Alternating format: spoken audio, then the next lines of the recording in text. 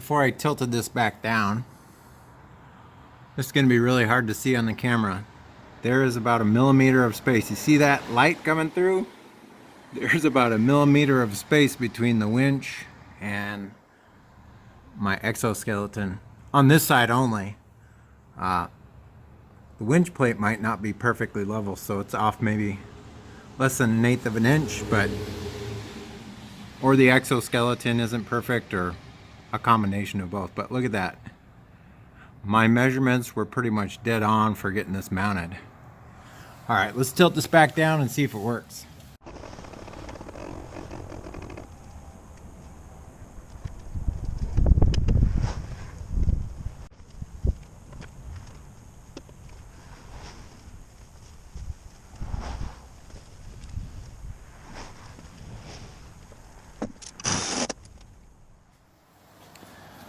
Well, guys,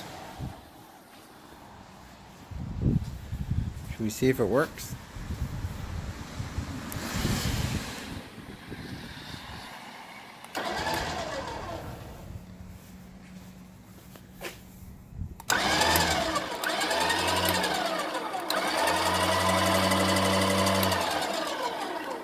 I'd say that's pretty successful.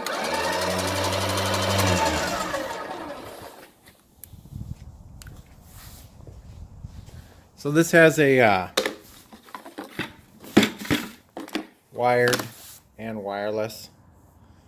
I like the wireless because I can just keep it in the cab and you can keep it plugged in all the time.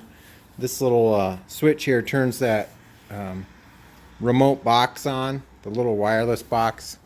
It's kind of hard to see. I mounted it right here.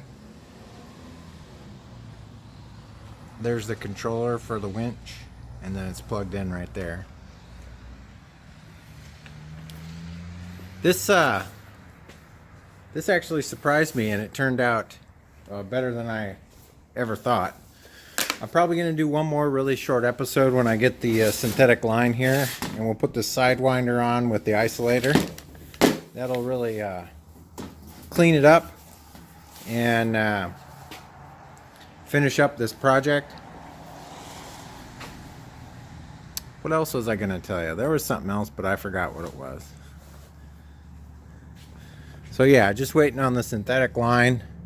Everything else lines up. The cab tilts just fine. And I just use stacks of washers for spacers, and it'll work just fine for that front. It's not even necessary to hook this front part up, but I thought it'd be fun to do that, so I just added it in there. In other related news, Willow tested positive for the Rona. So I am forbidden from returning to work until I think December 4th or December 7th or something like that. It's such a terrible punishment to not be able to go into work and to have to collect unemployment and time loss and work on projects at home. Anyhow, I don't think I fried anything, but guys are awful concerned about where disconnecting the batteries and connecting the batteries and all that stuff. I'll let you know if I did break something, and then you can say told you so. But I was having a problem with the cab latch. The pin wasn't going in, and I sprayed a bunch of penetrating lubricant all over that whole assembly, and today I came out and it works just fine.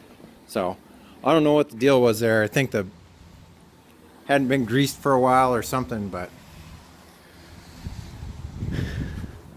aside from that, guys, I think that's going to be it for today's episode.